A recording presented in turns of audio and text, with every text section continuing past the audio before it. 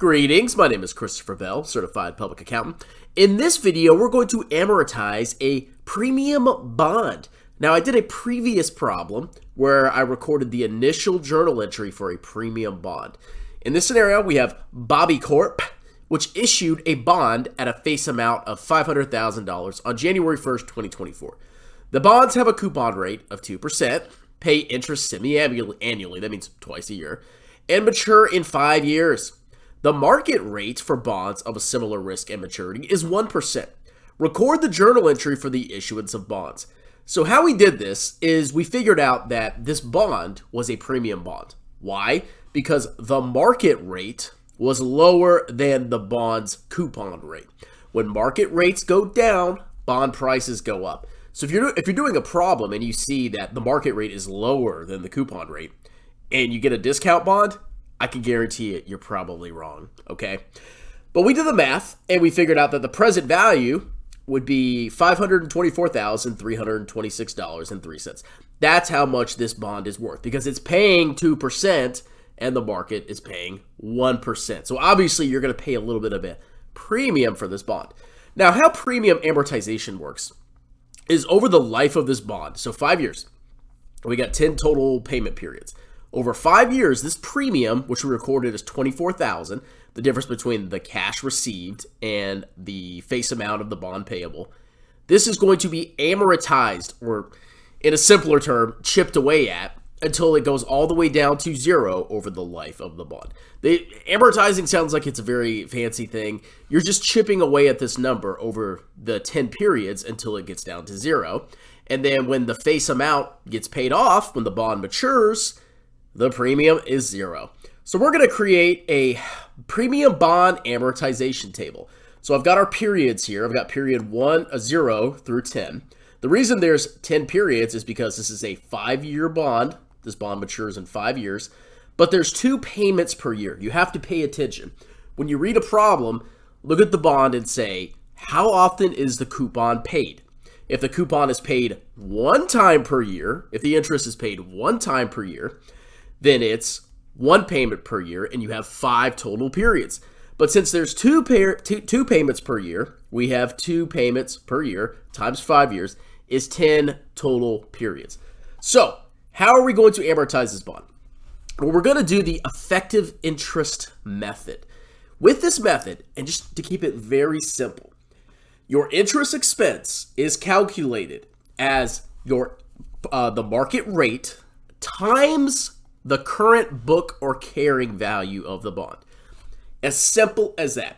So every time you're calculating your interest expense, find the market rate, whether in this case it's 1%, but since it's paid twice per year, it's really 1% divided by 2. You take that rate and you multiply it by the bond's book value, and that gives you your interest expense right off the bat. And then once you have that, well, you can also calculate what the periodic payment is. We know this is a 2% bond, okay? So it pays 2% per year. So if we took $500,000, right? This is a $500,000 face amount times 2%. This bond pays $10,000 of interest per year. But since it pays twice a year, you divide it by 2. Every payment for all 10 periods is going to be $5,000. So when you make your amortization table, your payment's going to be 5, 5, 5, 5, 5, 5, 5. Your interest expense, like I said, is you take the market rate times the book value. You can actually see the formula right there. And bada bing, bada boom, the difference is your premium amortization. Now remember that I said your premium, the bond premium over the bond's life, goes to zero. So when you put your amortization table together, you're going to start with the beginning balance of the bond premium under the ending premium. And every single quarter, every single period, you're going to see that the bond premium goes down, down, down. And at the last period, it is zero. And the bond's book value at the end of the bond's life at maturity is equal to its face amount. That's all premium amortization is. So the easiest way, get all the payments in there. It's the same one every single period. Get the interest expense per period. It's literally the book value at the time, at that current time, times the interest expense. And the interest expense, as you notice, is going to change every single quarter or every single period. Why is that?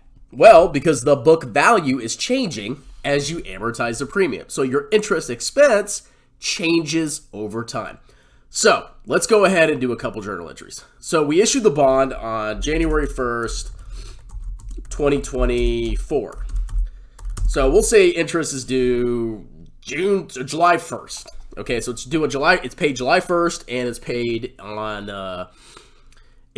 December 31st. July 1st, 2024. The journal entry is what? Well, we've got a credit to cash because this company, Bobby Company, is paying the interest. So we credit cash. We'll put that down here for $5,000. We're going to debit what? Interest expense for 2621.63. Debit of interest expense. Oops. Interest expense for 2621.63. And then the plug is going to be the premium amortization. Premium. And once we do that, then our bond's book value goes down by the amount of the premium amortization. What about the, well, this is 2044. What about the journal entry for December 31st, 2024? Same thing, except we go down the table. Cash is exactly the same. The same cash is paid out. It's always $5,000 because that's the bond's coupon. And then we debit interest expense, same thing, and the premium. But this time, the two numbers are going to be different because the current book value has declined because we have amortized some of the premium. So the interest expense is going to be 2390.26, and then the bond premium is going to be 2609.74. And then bada bing, bada boom, we got balanced journal entry. We're good. So you literally just do this for 10 periods, and then at the end of the bond's life, you go ahead and pay off the bond, and you're good. So that's premium amortization. It's really not as complicated as you think. You just need to get the initial journal entry right. Make sure you get the present value of the bond, the actual market price correct at the initial issuance. If the market rate is lower than the coupon rate, that means rates have gone down, which means bond prices go up. If the market rate was higher, that means bond prices have gone down. Because when interest rates go up, bond prices go down. They're inversely correlated. Then once you have that, you go ahead and you take every single quarter, every single period, you take the interest rate, the market rate, times the book value, and that's your interest expense. And you're done. Simple as that. Hope you learned something. If you want to book a one-on-one with me to learn more about financial accounting, there will be a pinned comment down below. Have a wonderful night.